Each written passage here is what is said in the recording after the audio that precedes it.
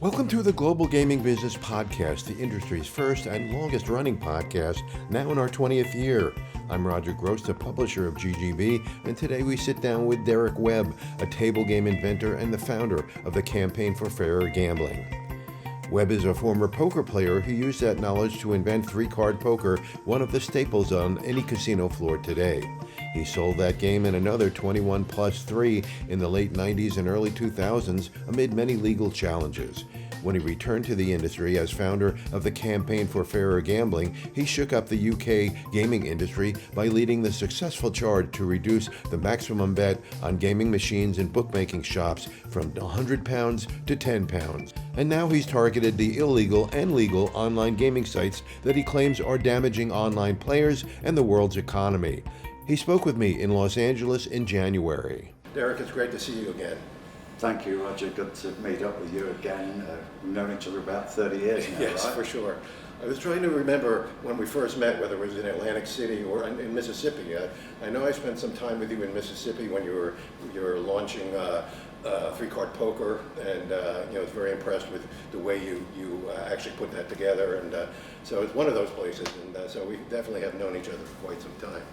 I just think maybe you did one of your magazines, the Card Player magazine. Yeah. I think you might have done an event in New Jersey. That's right, yeah. And we would have hooked up, and that was an event for players. Right, yes. I was there trying to find a host casino to go ahead with the game in New Jersey. That's correct. That's probably my recollection. Yes, but that's Mississippi right, was where we got our best start anyway. Right, yeah, and so let's start talking about three-card poker. I mean, I get calls all the time from people who, I've got a great table game I want to launch, and it's always something like, that's not going to work. It takes them 5 minutes to explain how the game goes.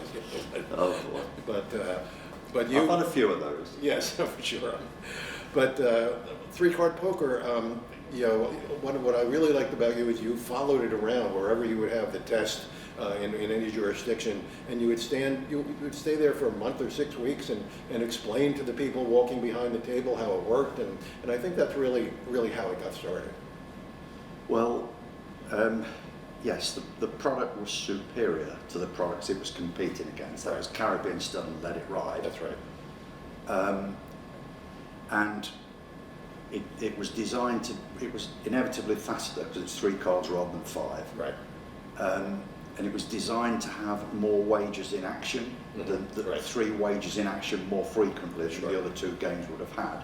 So it also had a lower house advantage, so those 3 things could work together. Sure.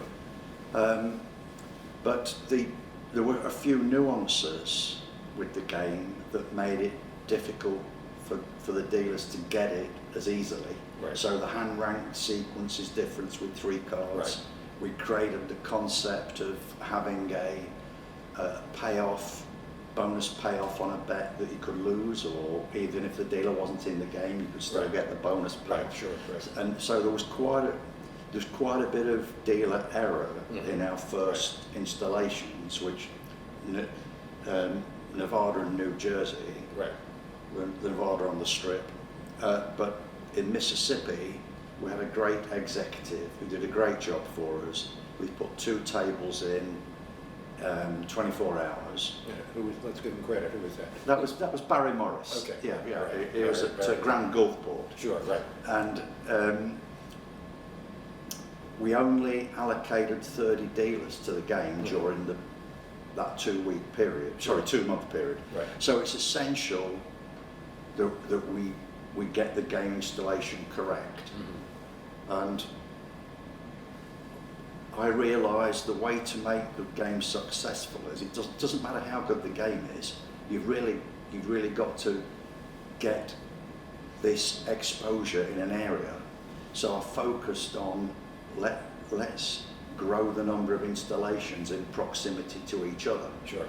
So what we'd experienced in Nevada, if you recall the old shuffling machine, yes, the BG2 was, I think that might have been the 2nd iteration of the Shuffle Master machine, and they used to have the mechanical arms to separate the cards. But if you interleave perfectly, then you can track where the card sequence is. Right. So they were designed to create clumps, and you're dealing with a non-random deck because the discards are sort of together in some respects. So if you've got an 8-7 of clubs and a deuce of hearts, even if you're throwing your hand away, you put the 8-7 together. Sure. So now the shuffling machine had been approved in the gaming labs, but clearly the gaming labs have not looked at every playing card in every humidity, Yes. and players eating hot dogs or whatever. Yeah. And Dealers eating hot dogs. yeah, so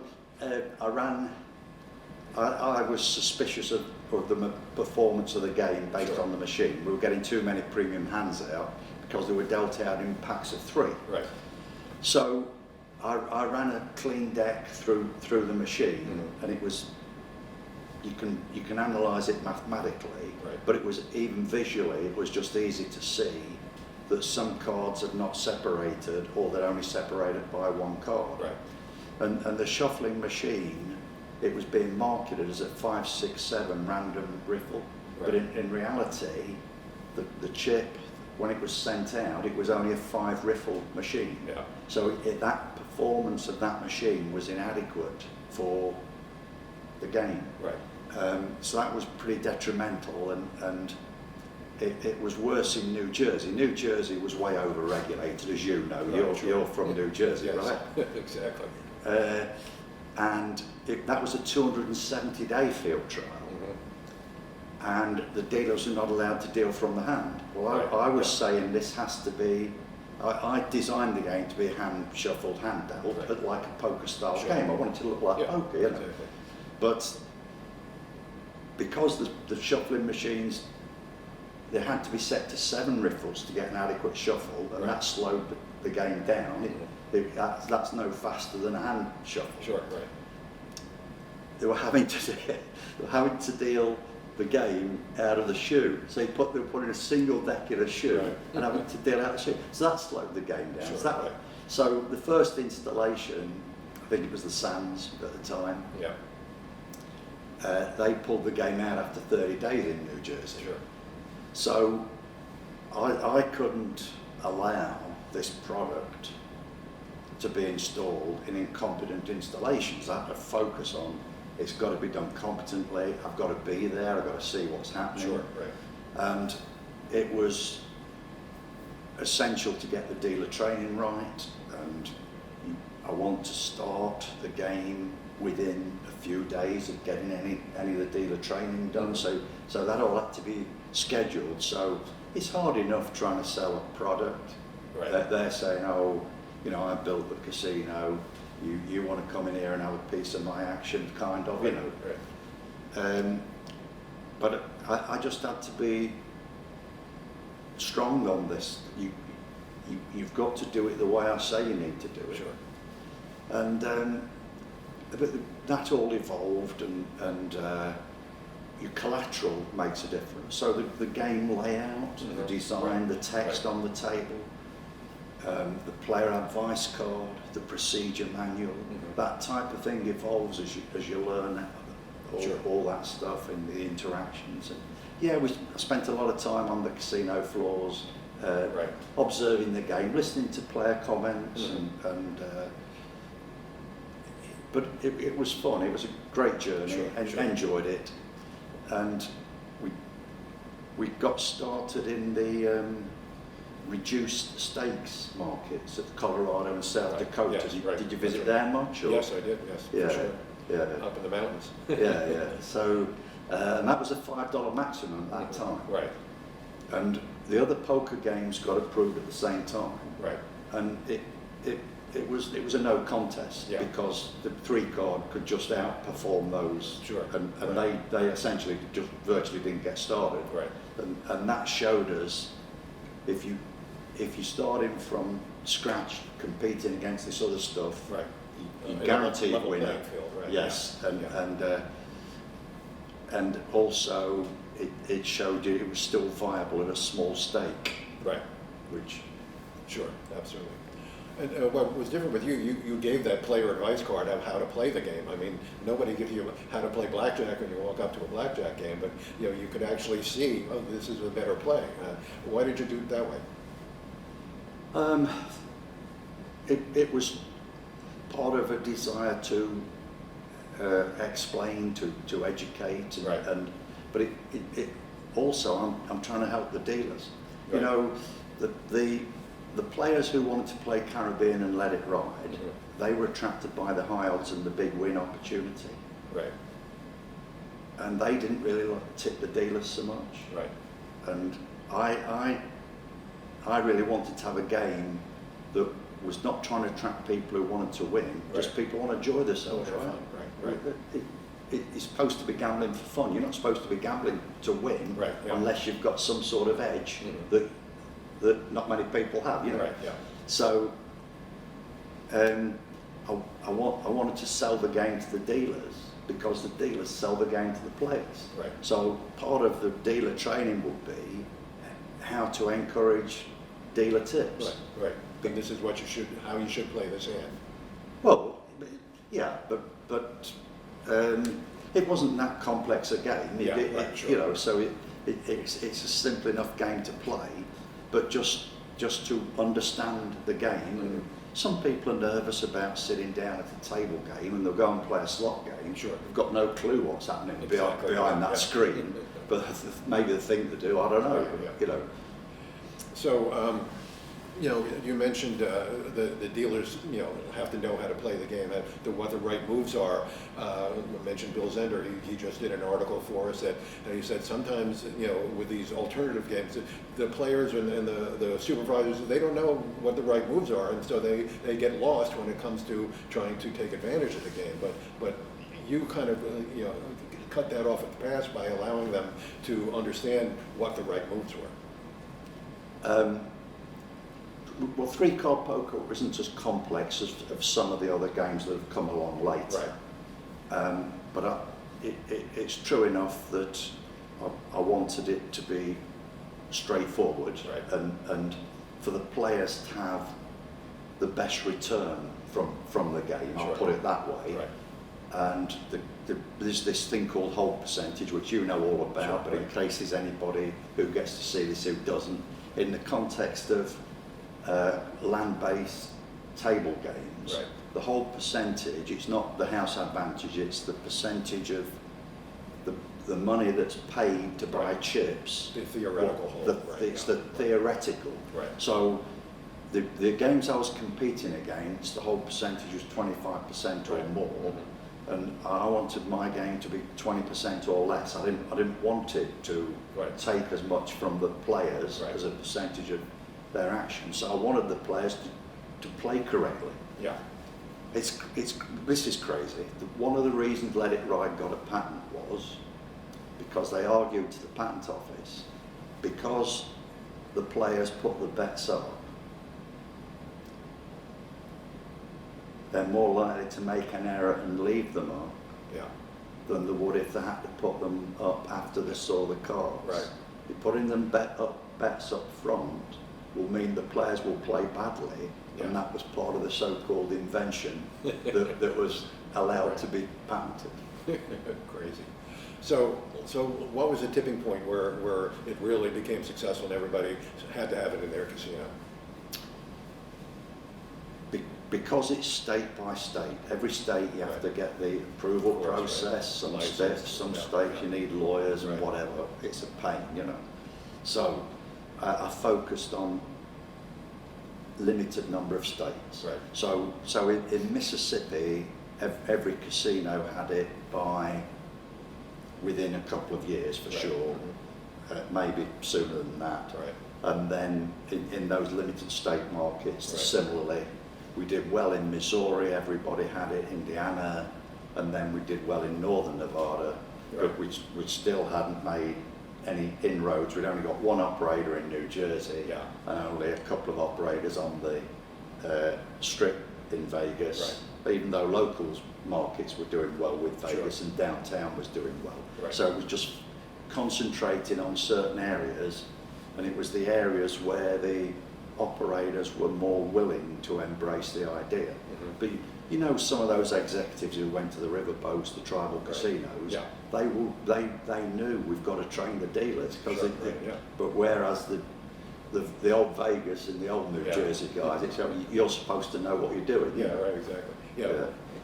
We'll tell you what it's like in 10 minutes, and you should know, right? Yeah. Yeah, it's crazy. So once it became very popular, you know, the big companies came sniffing around, and you know, they saw how popular it was, and so Shufflemaster was the one that eventually came. What happened when they started showing interest? Well, there were essentially there's only two suppliers in the sector.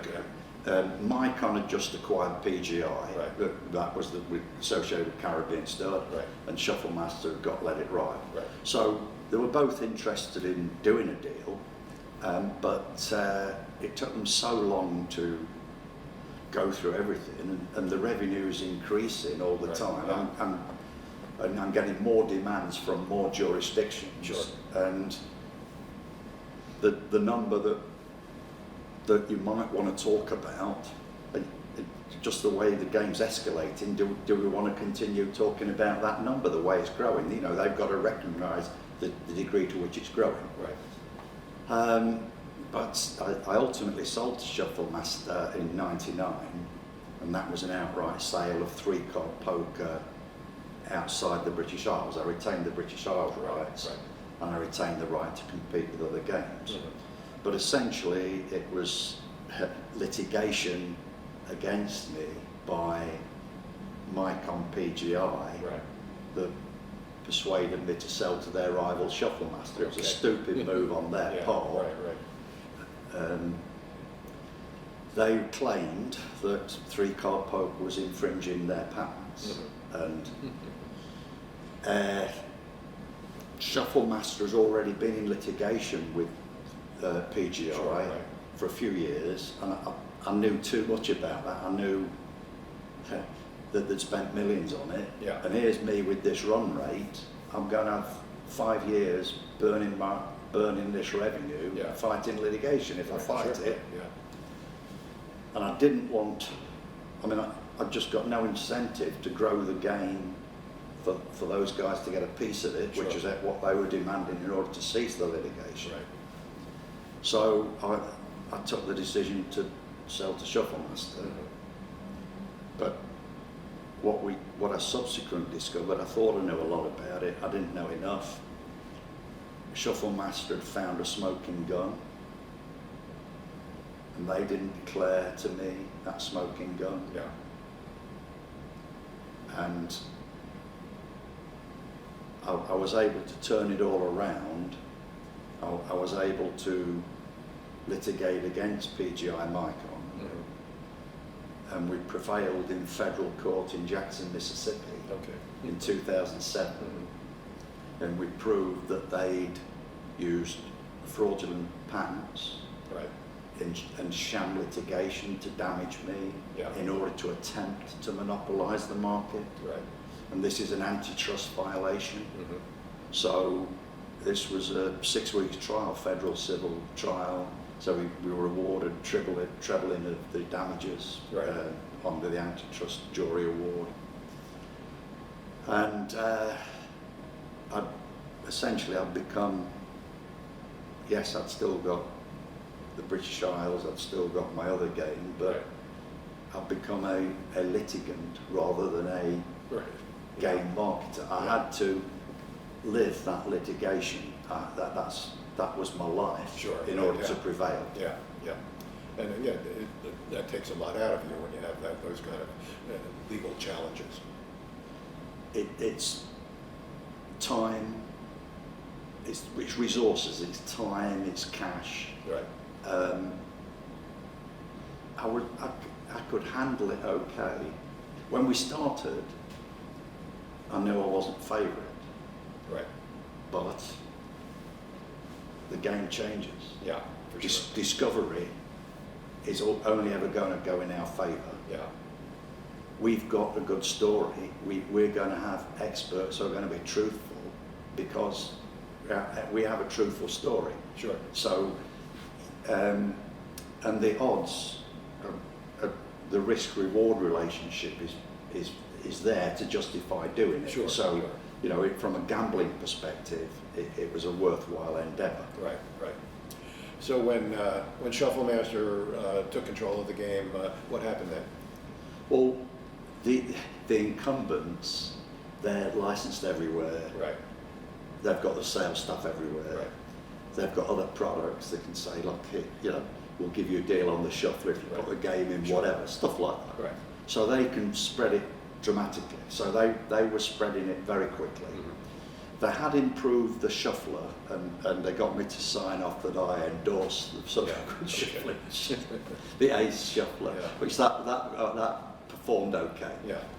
So Um, that didn't clump as much. that wasn't a clumpy, yeah.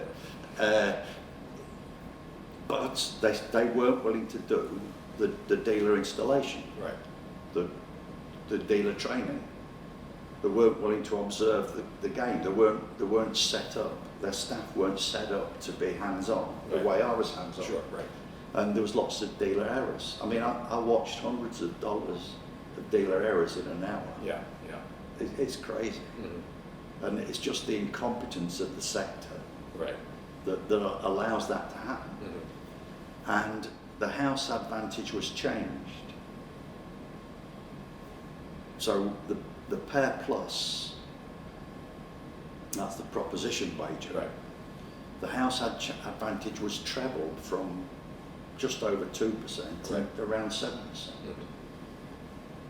And I did look at some historical hold percentages. The hold percentage, even in 2004 in Nevada, was 25%. Mm-hmm. So they'd changed that.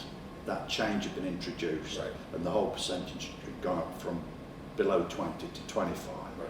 And it's now as high as 30%. Mhm. And some people comment that today it's the worst game to play in the casino. Yeah. And it is, from a whole percentage Sure. perspective, Right, it is that's the right. worst game to play. Right. But that's not the game I created. Of course, right. But imagine what a crazy regulatory system it is. Yeah. You get your game approved because you've done a field trial, because you've submitted the math, you've submitted the simulation, the Right. combinatorial analysis, you've submitted all the computer stuff, and then, we can change those odds. We can double the odds Yeah. in the favour of the casino, Mhm. and that doesn't matter. That doesn't make sense to me. Sure. Yeah. Yeah, and you know, people, they're the greedy casino owners. Well, you know, there's an argument to be made there, I would imagine, right? Well, the casino owners that I knew, Right.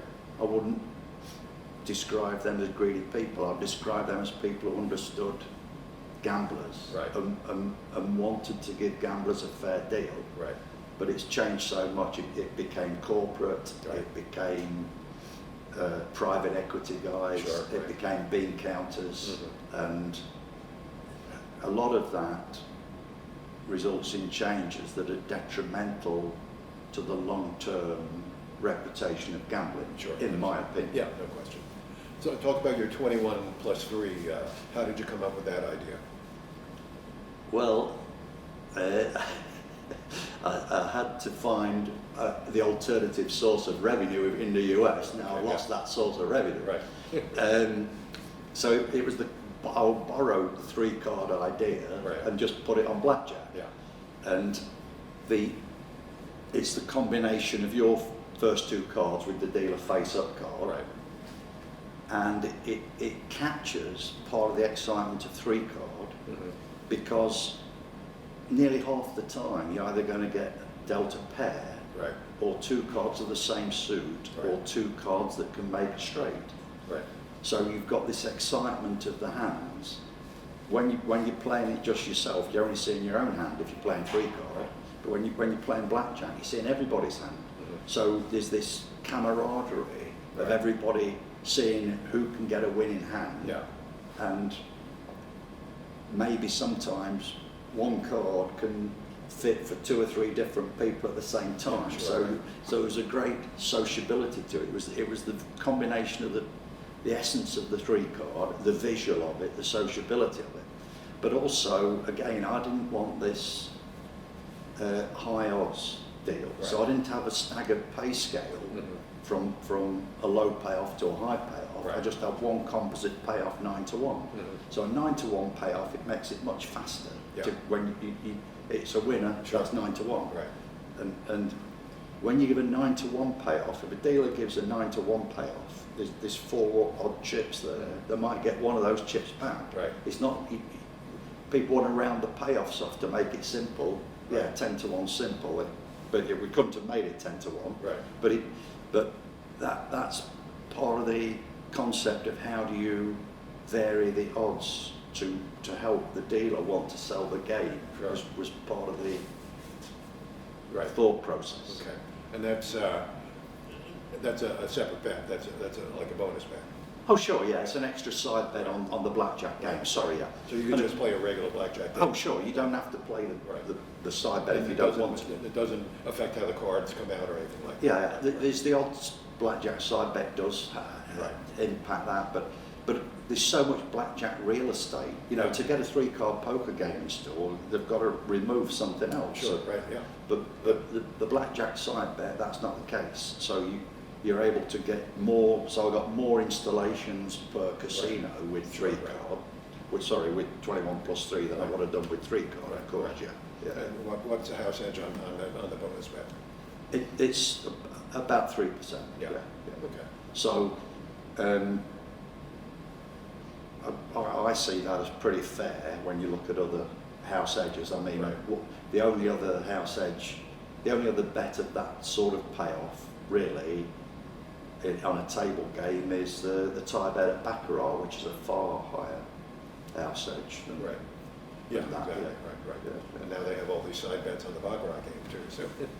Yeah. And those are ridiculously crazy bets as well in terms of that house edge. So let's talk about how the corporate casinos are now, increasing the house edge by the 6-5 blackjack, by the triple zero roulette, and all a bunch of other bets. And this will roll us into the campaign for fairer gaming. So obviously, this makes more money for the house, but do you think it really affects the players? I mean, obviously, on the strip, the players see it and they still play it, the 6-5 blackjack. Well, you're absolutely correct. The tables are still occupied. Right. But what I did is I looked at that historical hold percentage. Right.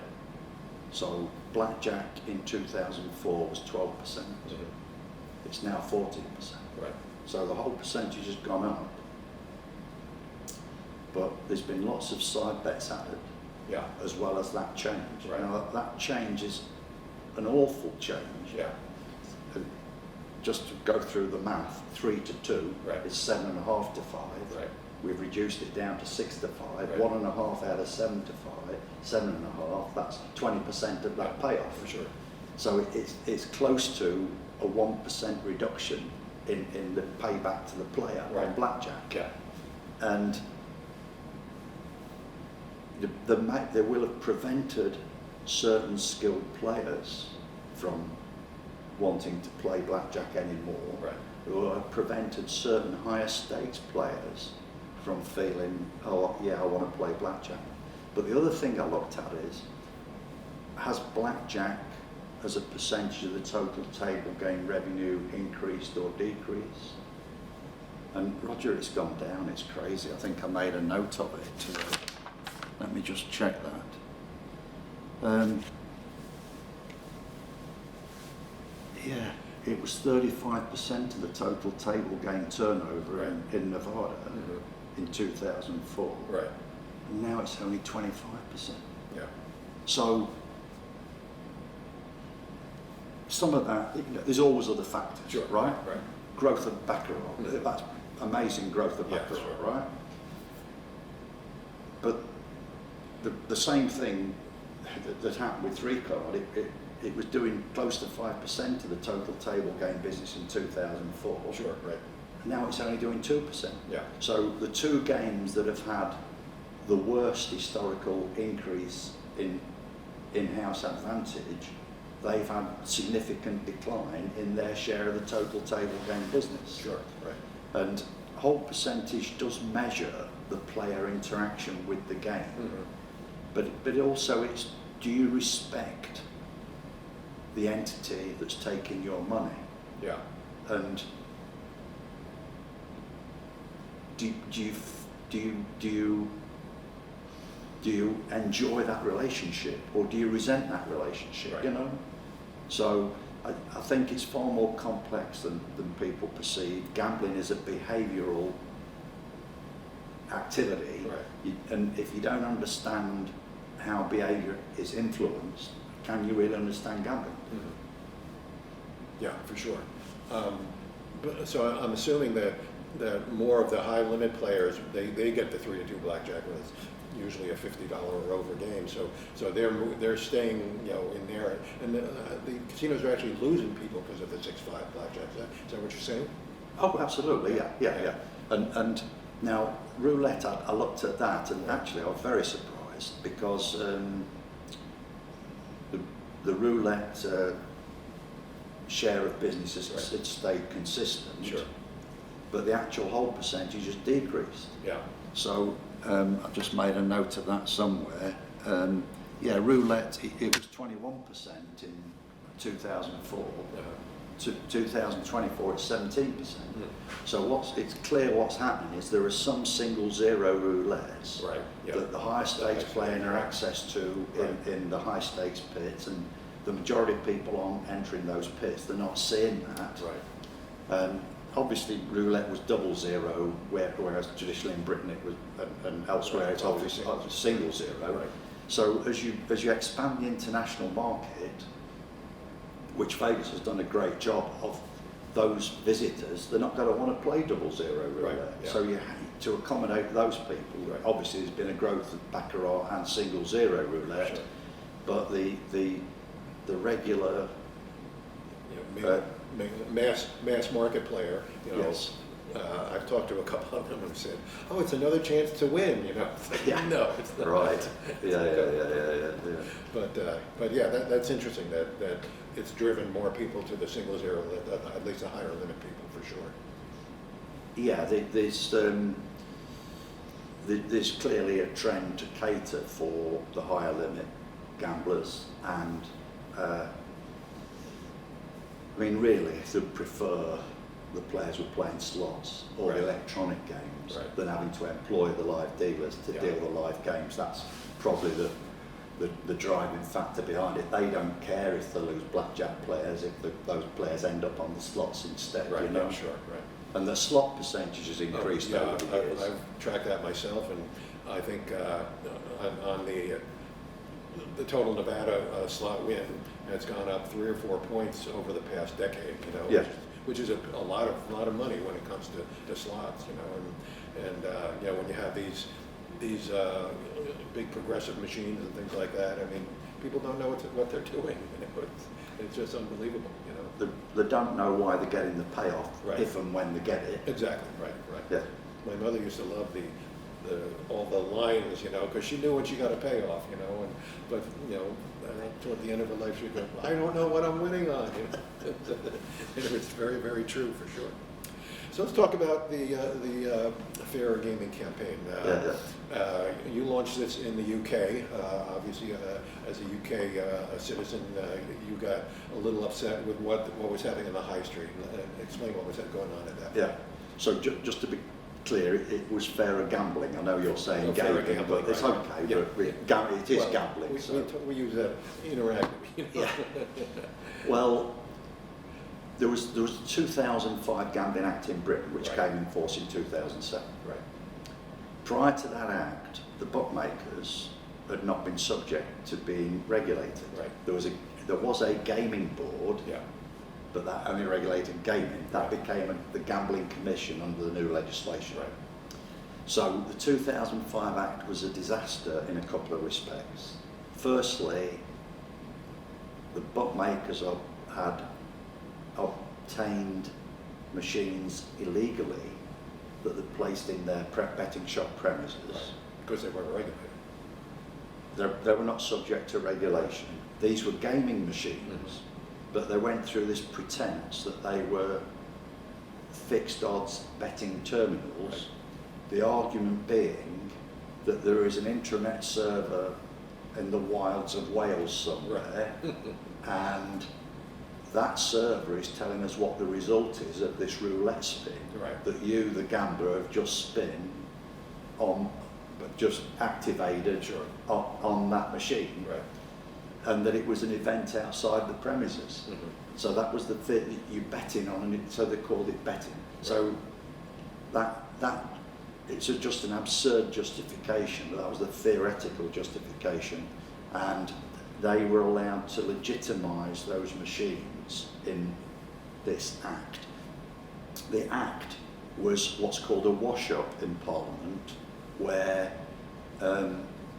it wasn't given the same debate as it should have been.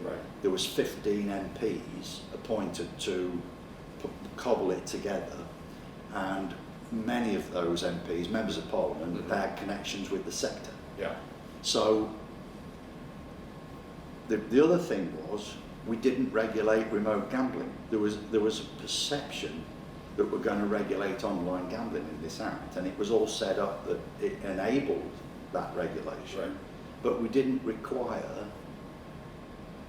the companies to move to Britain. And they lived in Gibraltar mostly, probably. Yeah, so you went to the trade shows in the early 2000s, and you recall it was, oh, here's Gibraltar, here's the Isle of Man. They were selling themselves as venues to these fledgling internet companies. They were in competition with each other. They were they weren't regulated. Their sales pitch was, we won't charge you as much. that shouldn't be the basis of a regulatory system. Yeah, you got it. They weren't regulators. They were facilitators.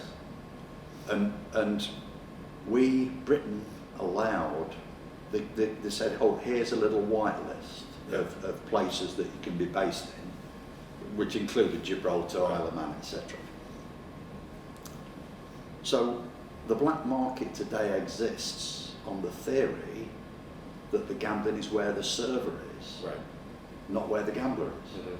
And that's the alleged justification for all black market activity. All unregulated activity is based on that justification.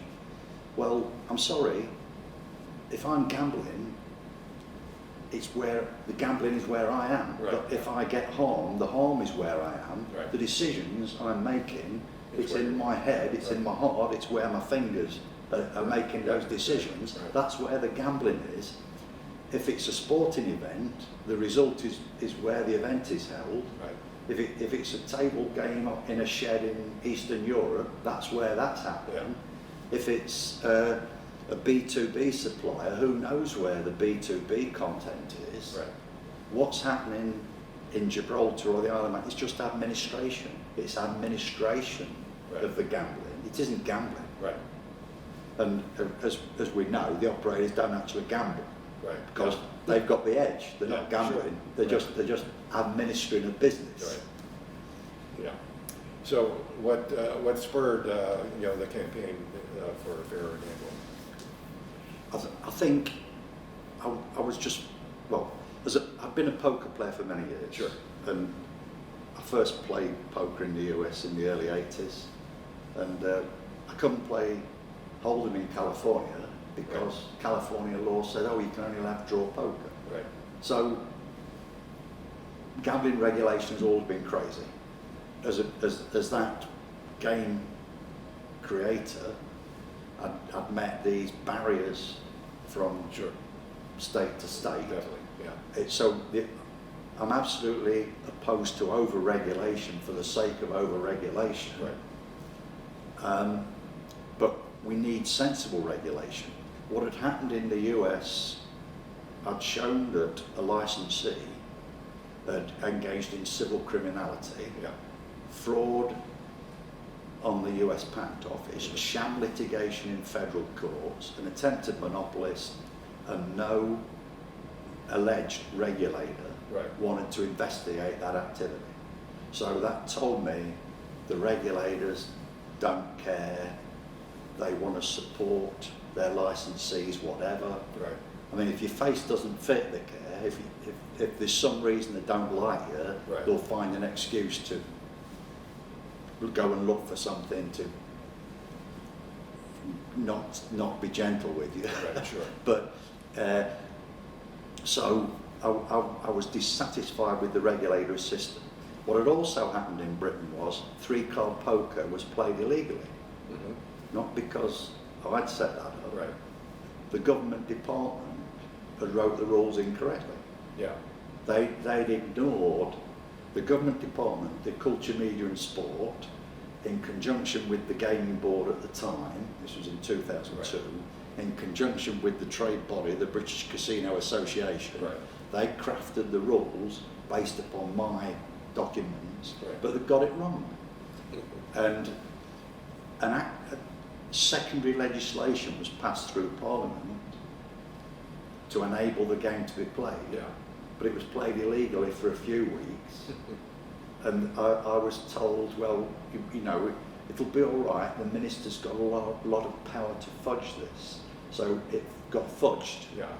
And another statutory instrument was passed through Parliament in order to get the regulations right. So I'd been dissatisfied for a long while, but this idea that it was okay for these companies to stay offshore, that didn't make sense to me. Right. And the advertising, talk about in your face. We know we call the freeways motorways there, Yeah, right. and there's large service stations. Sure. Have you seen Yeah, the service sure, stations yeah, yet? yeah. So let me take you to the restroom. There's lots of urinals. These That's these right, yeah. large restrooms, lots of urinals. Yeah. I was in one service station, and in my face, in everybody's face who was standing, was an advert for betting Yeah. on every urinal. Yeah. Right? So I think that was the thing that I said, this has gone too far. Yeah. Right? So I didn't actually start the campaign really.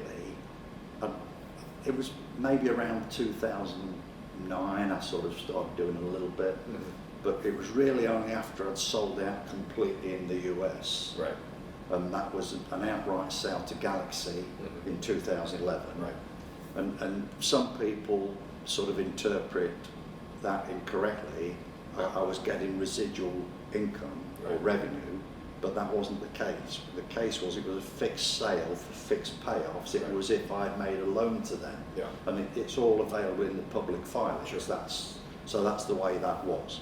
So I got no interest in the sector commercially after that 2011 sale. Right. And it was the having the resources of time, the resources of the cash from the successful litigation and Right. from the incoming capital from Galaxy, the knowledge of what was happening, my personal experience of talking to people playing the machines, Yeah. but the behaviour on the machines, Roger, you would never have seen anything like this. Right. You and I have walked through the Sure. casino thousands of times. Mhm. We've seen thousands of players on Right. thousands of machines. These machines in the betting shops, people were stamping their feet, they were whacking the machine with the fist, they were spitting, they were swearing. Yeah. It was the wrong product, the wrong demographic, the wrong content, and it just didn't make sense. And now, the minister had the gift to reduce the stake. Right. The stake had been allowed at £100 per spin, Mhm.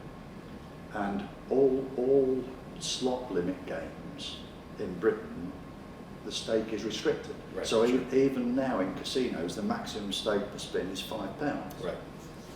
And this idea that we can have £100 spins Right.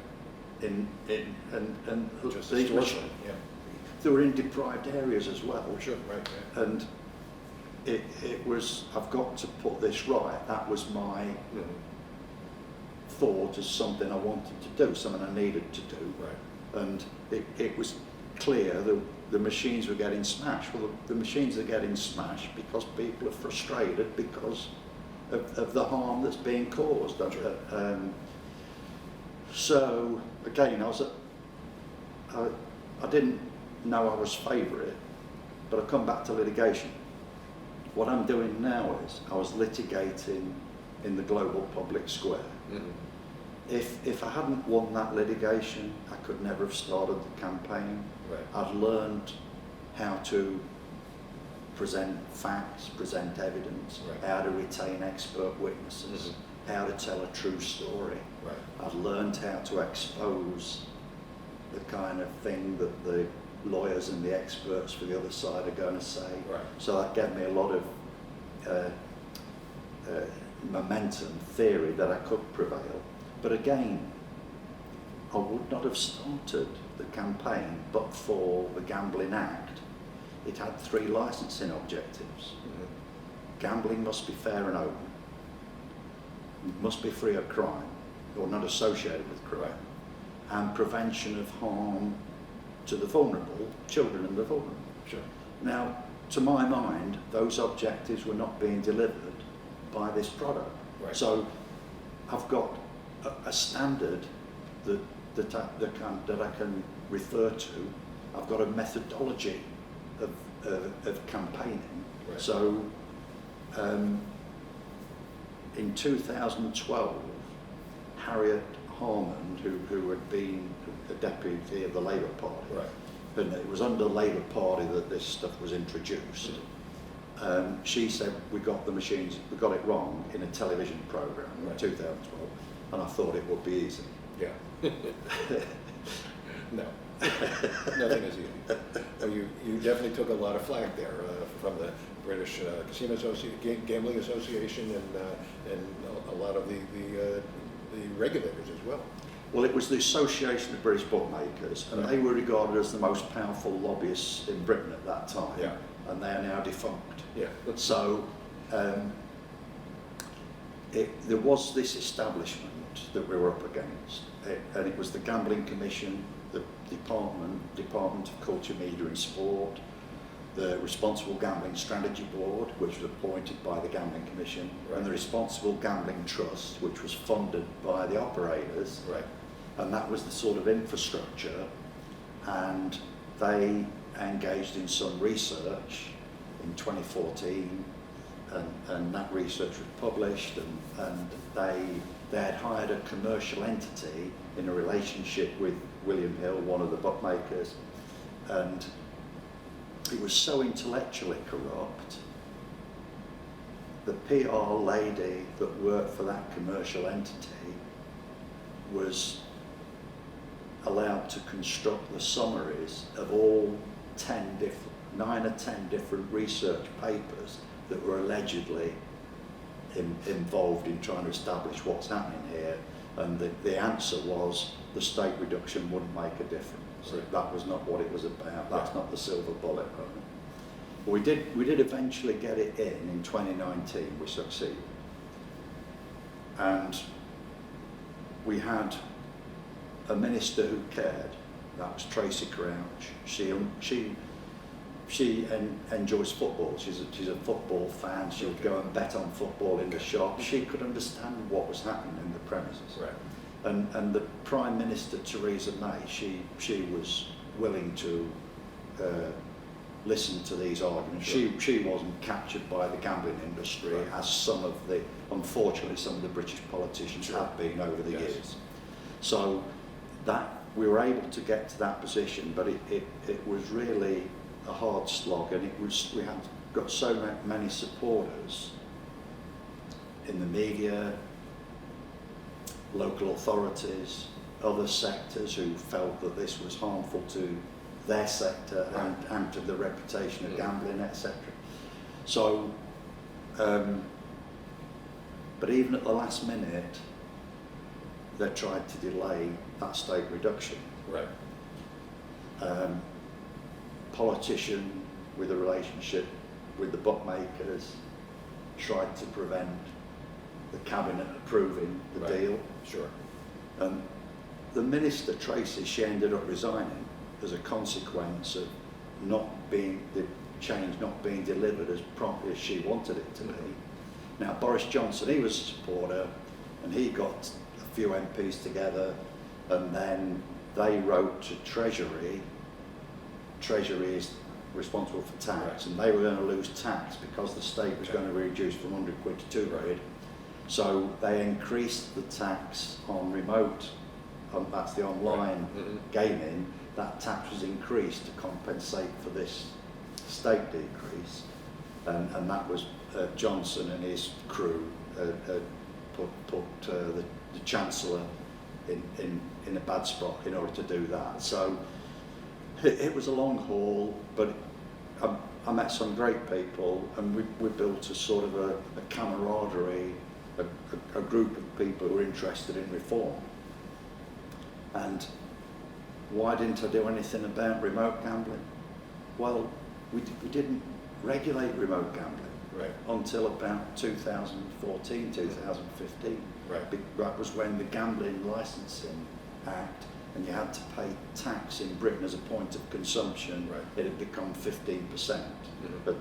And so it was only after we'd succeeded, of course I could see how much was wrong with online remote gambling, but it was only once we'd succeeded with that stake reduction on the FOBTs, as they were called, that we could contemplate expanding that. Right.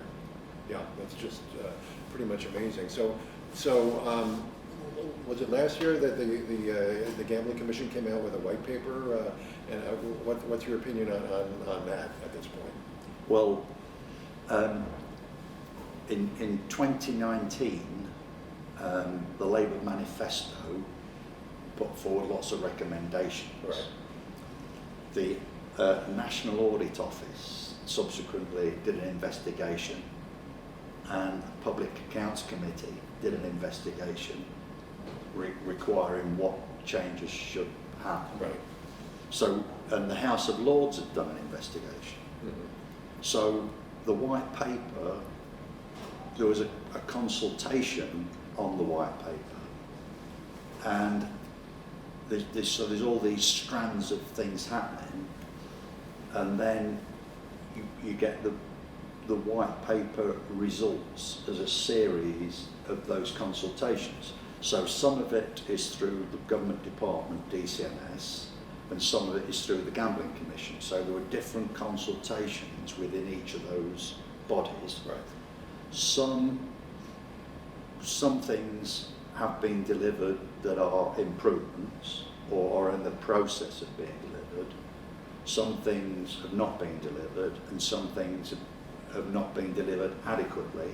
So even some of those consultations haven't been reported on yet. So the Gambling Commission consultation on some of the bonus aspects and that type of thing hasn't been delivered.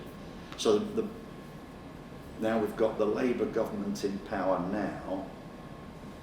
So the Conservatives were going to go ahead with some of those changes, but obviously there's a delay, and we're now going to have a compulsory levy of 1.1% of gross gambling revenue is going to be dedicated toward treatment, prevention and research.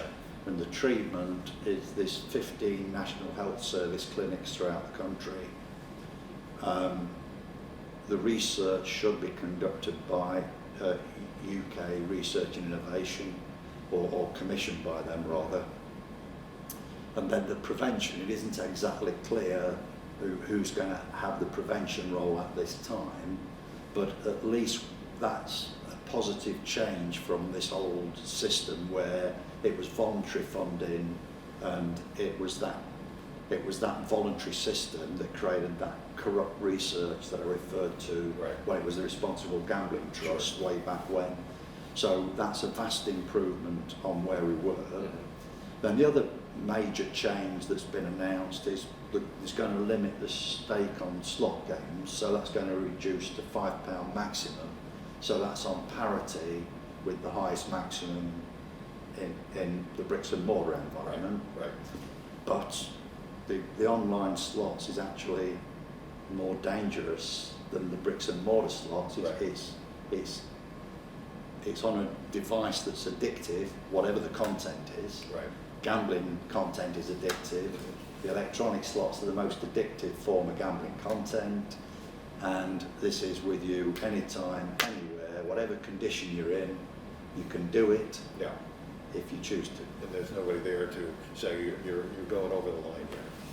But that should be the ideal, that you can have something step in and say something like that. We do, in respect, if you're a winner, and you can win at poker because you're playing against other poker players. There's very few people capable of winning at sports, really. Right. And when I say a winner, I mean a long winner for years, yeah. and winning enough that that's your source of income. Sure. I don't mean winning a bit, you know. And I don't know, is it 1 in a million? Maybe it's more than that, but for round numbers, let's say 1 in a million is a winner. So they're gambling very responsibly. Yeah. You couldn't get more responsible than being a winning gambler. Right. But your account gets closed. Yeah. You get constrained. Yes, right. Yeah. If you're a VIP, if you're a big loser, right. we do not constrain you. Yeah. And this is the hypocritical double standard of the sector is right. that we've got an algorithm that can tell us when you're gambling responsibly or not, but we won't do anything about it. Yeah. Right. If you're not gambling responsibly, yeah. but if you're gambling skillfully, that same algorithm will tell us, and we'll do something about that. Yeah, you know, right. and that where it has changed. The old casino operators, the old bookmakers, they didn't mind winners. Right. When it was personal business, Sure. Joe's getting on this. Joe's probably knows what's happening. Let's move the line a lot more than the other guys do. You know? Right. Sure. Right. So they use the information sensibly. Sure. Right. Exactly. So let's talk about your efforts now in the U.S. You just released a study by YieldSec. I remember interviewing the CEO of YieldSec a few years ago at G2E when he first started his company, and very, very impressed with them. But they issued a report that there's an extraordinary amount of losses going on right now. Explain how what that report says and how it kind of affects the way you feel about gambling here. Well, Ismail Valley, he's the guy, and what he does is unique. Yeah. And he's been in the sector for years, and he recognises it wasn't going the way it should go, sure. And he believes that it's best to have it legal, it's best to have it regulated, right. And it can be properly regulated, right. And he's trying to make that happen in his way, mm-hmm. by highlighting the illegal market. Right. So the illegal market in Britain is very small because we've allowed Britain, right. betting forever. Right. And the illegal market in Britain, they're actually targeting underage, yeah. and the people who've self-excluded. So there are affiliates. GamStop is the self-exclusion program, right. And non-GamStop casinos. They're actually marketing to the people who are self-excluded. This is evil. Like in the US, they say, I don't want any KYC, you know. So Yeah. So I can play with cryptos, I don't know who I am. Yeah. So there's 40 billion a year being lost to black market gambling. Right. Your internet borders, our internet borders are not secure. Right. We're allowing offshore crime to harm the US consumer, right. to harm the US economy. And that number, it's been going on for years. I mean, it used to be telephone betting, but right. wasn't as bad. And it was sports only, which wasn't as bad as right. casino as well. I mean, if it's not at $1 trillion yet historically, it soon will be. Right. because of that, and it's not declining. This is the problem. The legalisation is not resulting in a decline in the illegal market. Right. So YieldSec will be doing some more figures for me for next year, and I'm already able to say that with confidence. Sure. As I recall, its system will be able to take data and AI and be able to identify the illegal casinos and how the legal casinos can combat them. Am I saying that correctly? Well, the illegals,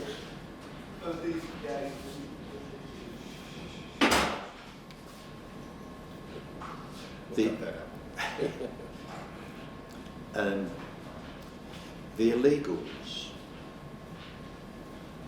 have this benefit that they can say that they're regulated somewhere, such as Malta. Right. And Malta's the Right. worst. Yes. There's more sites from Malta accessing the US Mhm. than any other jurisdiction. Right. And how can they get into the US? It's because big tech is allowing them Mm-hmm. somehow, Yeah. and big tech is getting revenue somehow from that first entry to that US player. Right. Now, once they've captured that US player, they can use other methodologies. They can use email or text or Right. social media or whatever. So AI will help to find the truth about what's happening. But to me, it's just insane that we're allowing big tech to say we're going to spend all these billions on AI, but we cannot stop these illegal operators Right. from using our platform, from taking advantage of us poor little big tech companies Right, yeah. to take your money from you. Mhm. But the worst aspect of it, in a way, Roger, is this 40 billion. Imagine how much harm has been caused by that. Sure. It's the conventional gambling harm, the harm to individuals, Right. the harm to families associated with individuals, the consequential health issues, the criminality issues, etc., etc. Sure. But it's also, if that 40 billion was spent in the US, then there'd be lots more jobs. Right.